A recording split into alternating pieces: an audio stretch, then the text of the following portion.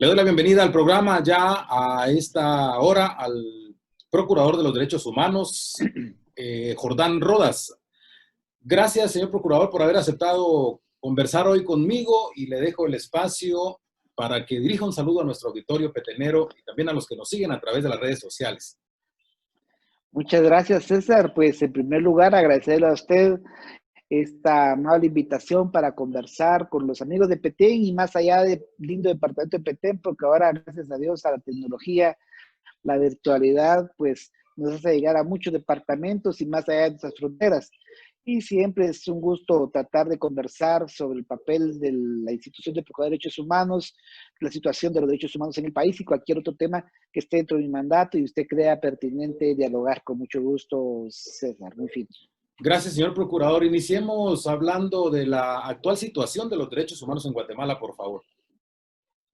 Bueno, César, lamentablemente la vida digna en Guatemala es muy difícil para la gran mayoría de connacionales. Y comienzo con ese asunto tan categórico porque la dignidad es la esencia de los derechos humanos. No se puede hablar de derechos humanos sin dignidad de todos los habitantes del territorio. Es decir, la mayoría somos guatemaltecos, pero también en el territorio nacional hay personas por distintas circunstancias de otras nacionalidades. Hay hermanos hondureños, salvadoreños, mexicanos, suecos, colombianos, chinos, y de todos soy el procurador yo. Pero nuestro país, afortunadamente, no ha podido superar tres problemas estructurales que para mí es importante resaltar. Uno, la desigualdad. Guatemala es un país muy rico, lo malo es que muy mal distribuida la riqueza. Está muy concentrada en pocas manos. Hay personas muy ricas y qué bueno que lo hayan, pero la gran mayoría vive o sobrevive, mejor dicho, en la pobreza y pobreza extrema. Número dos, el racismo y la discriminación, porque tenemos que reconocer que históricamente el Estado de Guatemala ha sido diseñado desde una visión ladina, ocupado los puestos por ladinos, invisibilizando a población indígena, que incluye también, lógicamente, a la población garífuna, los xincas, ¿verdad? Que tan importantes son también, todos sumamos acá. Y el tercer problema estructural, César, para mí es la corrupción, porque es un freno, es un obstáculo para que todos tengamos acá en el territorio el acceso a servicios públicos de calidad, con eficacia, con pertinencia cultural, porque eso es un obstáculo. Le digo yo un ejemplo, ¿cómo eso? Porque yo me he dado cuenta, yo he recorrido ya todo el país, y he podido dar cuenta de, no de ahorita con el COVID, pero también ahorita se ha avisado del desabastecimiento de hospitales, centros, puestos de salud, escuelas, la mala carretera, la corrupción. Ahorita este fin de semana, pues, era la noticia nacional, las 122 millones de quetzales, que es más del presupuesto que tiene la PDH. Es una cantidad de dinero que da vergüenza, como los que se decían que no eran ni corruptos ni ladrones, pues resultaron recorruptos y reladrones. Y eso, pues lógicamente ese dinero pudo haber ido a hospitales, a los niños desnutridos, que es un flagelo que me preocupa mucho a mí, porque 1 de cada 2 niños menores de 5 años sufre desnutrición crónica en Guatemala. Entonces, todo eso tenemos que tenerlo claro. Bajo ese contexto de los tres problemas estructurales, recapitulando, desigualdad, discriminación y racismo y corrupción, pues lógicamente hay mucho por hacer en derechos humanos. En el tema de corrupción, desafortunadamente, es una corrupción histórica, es un cáncer que siempre se ha dicho en la sociedad y que lamentablemente sigue repercutiendo debido a la impunidad misma en el país, señor Procurador. Así es, César, usted ha dicho la palabra correcta, impunidad. Y la impunidad a veces buscan pretextos. Recuerde que la palabra soberanía nos decía que como extranjeros querían venir a hacer el trabajo que nosotros solitos podíamos. Mentira, porque el sistema de justicia está con altos índices de porosidad que permiten a la corrupción. Por eso las comisiones de postulación, César, son un banco de favores, ¿verdad? Porque se eligen después para protegerse entre sí mismos con los antejuicios, con resoluciones favorables a sus empresas. Y entonces una lucha por los derechos humanos sin una justicia independiente es cuesta arriba. Pero por eso era la prisa. Y hablemoslo con claridad, César, Benigni Morales, su equipo y una fuerte cantidad del sector empresarial. organizado, que les hacían porras a la estrategia única del gobierno, que eso sí fue prioridad, de sacar a la CICIG, les hacía estorbo la CICIG, porque los está investigando, porque cuando hablamos de corrupción, César, hablamos de malos funcionarios que hacen un uso inadecuado del poder que tienen, Sí. pero también hay malos empresarios, no todos, pero hay malos empresarios que se aprovechan y entran en contubernio con malos funcionarios para ellos acumular más riqueza, ¿verdad? Y eso no se vale, no es legal, no es ético. Ahorita yo no he escuchado ni un pronunciamiento del CACIF, ni de la Cámara de Industria, ni de la Cámara del Agro, por el tema de los 122 millones. Ellos se pronuncian porque pasa una mosca y aquí no han dicho ni mu. Así Claro. son las cosas, lamentablemente, César. Procurador, hablando precisamente también de un tema que usted tocó rápidamente, el tema de salud pública. ¿Usted considera que se han violado los derechos humanos de la población en materia de salud pública precisamente durante la crisis sanitaria por el coronavirus? Así es, César, y así lo hicimos ver en una declaración de violación de derechos humanos y declaramos como responsable al exministro Hugo Monroy, quien en más de una ocasión solicité su remoción al presidente Yamatei, pero se tardó mucho, el daño fue muy severo de Hugo Monroy y de su equipo, porque César, Hugo Monroy nombró aproximadamente, juntamente con el presidente Yamatei, a 6, van como 8 viceministros de salud, si no es que más, ¿verdad? Uno perseguido ya penalmente. ¿Y quién los conocía? ¿Por qué los nombraron si eran tan ineficientes? Entonces hay una responsabilidad, pero sí, en su pregunta concreta, sí, efectivamente, declaramos la violación de derechos humanos a la salud y responsable del exministro Hugo Monroy. Desafortunadamente, señor procurador, siguen existiendo en este momento datos de pacientes afectados y fallecidos no muy claros en el tema del coronavirus. ¿Usted cree que son veraces los datos oficiales que manejan las autoridades gubernamentales? Excelente pregunta, César, porque ya lo dijo el laboratorio de datos, no coinciden las cifras realmente, porque ha habido una manipulación, una centralización de la información desde el principio. Recuérdense que hasta se inventaron unas regiones para dar la información. Unas regiones porque todos sabemos que según la ley son 8 regiones y están establecidas. No pueden ser, se me ocurre que sean otras regiones, no. Más allá de la composición geográfica de esas regiones, los datos nunca se dieron por municipio y después se quería delegar la responsabilidad a las municipalidades cuando no tenían la información suficiente. Y es más, los datos son más del doble, dijo el laboratorio de datos de personas fallecidas, porque en las cifras oficiales solo aparecen los que se les ha hecho prueba del COVID.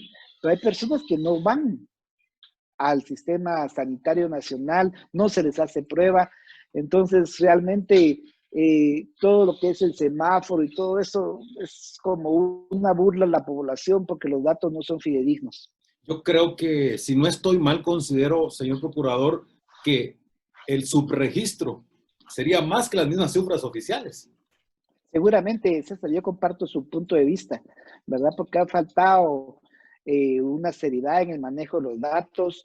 Si tenemos que ser responsables, el gobierno tendría que haber comenzado con eso, no lo hizo. Recuérdense que en un momento determinado cerró el país de la noche a la mañana, después en otro momento dice, no, ya pasó a la historia el COVID, ya quiero doblar la página, ¿verdad? Y el ejemplo arrastra. Se recuerda cuando han habido reuniones hasta para inaugurar una carretera, ¿verdad? Ahí están usando palabras del señor presidente apuñuscados, han estado, así el ejemplo, se dice que el distanciamiento físico es importante, pero no puede estar hablando con 20, 30 gentes ahí, ¿verdad? Entonces eso le resta coherencia. Entonces, sí fue manejada de una manera poco seria y responsable, y más parece que el estado de calamidad fue utilizado en muchas ocasiones, no de ahorita, pero tampoco es pretexto para que lo siga utilizando como un momento legal, lapsus legal, para hacer negocios. Así lo hicieron con el terremoto de San Marcos, recuérdese César, las casas Roxana Valdetti, también con la erupción del volcán de fuego, sardinas sobrevaloradas, muchas cosas que no huelen bien. Aquí las donaciones no han sido centralizadas en Conred como debiese ser. Entonces, lamentablemente es un ensayo y error permanente de la historia del país con los gobernantes. Cambian rostros, César, aunque las prácticas siguen siendo las mismas, lamentablemente. Procurador, usted ha sido muy enfático y muy preciso en su postura en relación a estos temas, desde luego, y eso le ha provocado algún tipo de anticuerpos, ¿no? A los que se sienten incómodos con la postura y con las declaraciones de usted como Procurador de los Derechos Humanos. La Corte Suprema de Justicia recientemente había ordenado al Ministerio Público investigarlo y posteriormente anuló la resolución. También han promovido destituirlo y muchas cosas más. Yo puedo opinar, a mi juicio, podría ser de una persecución política, pero ¿usted a qué le atribuye estas acciones, procurador?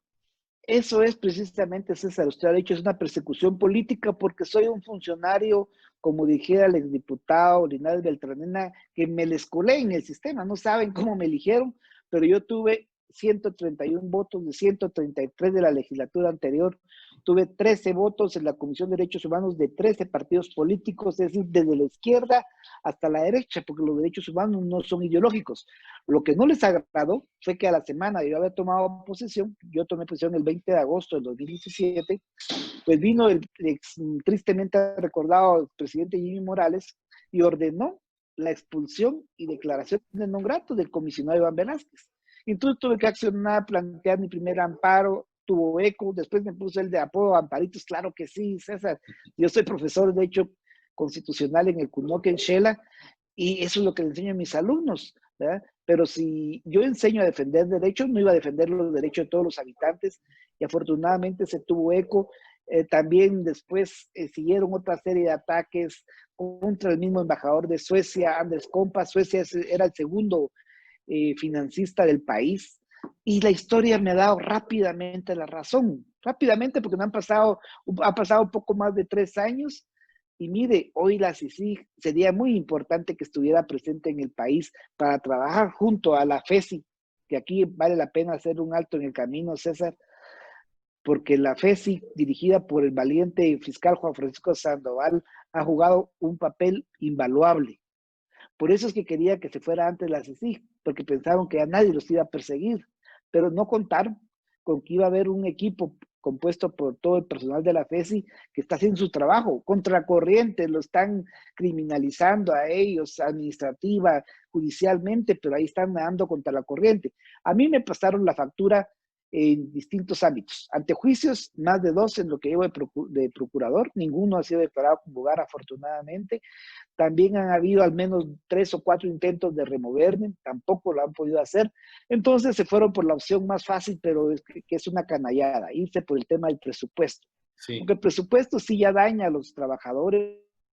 Hemos estado ahora mismo pasando algunas precariedades para solventar algunos compromisos. No hemos podido crecer como quisiéramos, porque mucha gente pide el apoyo de la PH para actividad, pero no podemos estar en todas partes también. Nos hubiera gustado cumplir con lo que teníamos programado de abrir una auxiliatura en la zona del Polo Chic, que hay mucha necesidad de una PH.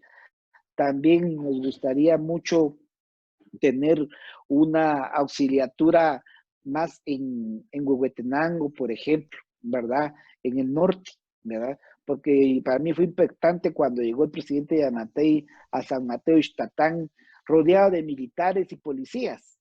Y los municipios más olvidados no necesitan militares ni policías, necesitan, César, médicos, enfermeras, maestros, nutricionistas, porque la cara más presente que tienen los ciudadanos del Estado es la cara represiva, que es necesaria tenerla, ejército y policía, pero también el tema de los derechos sociales es importante, César. ¿El sistema considera usted que ha cambiado con el actual gobierno? ¿Ha mejorado o ha empeorado, señor procurador? Tal vez estamos como muy prematuro en poder hacer un análisis, pero no sé, un análisis preliminar a su juicio. A mi juicio, César, con toda confianza, digo que han cambiado algunos rostros. Le digo yo, el exministro patriota Sinibaldi fue prófugo varios meses. Este otro. Hoy anda prófugo, Sinibaldi. Hoy anda prófugo ya mi exministro Benito.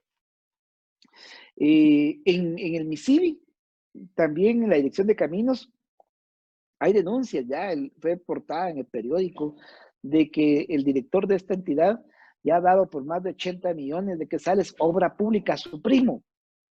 Y entonces, ¿será que tenemos que esperar que aparezcan otras maletas ahora ya de estos funcionarios o no?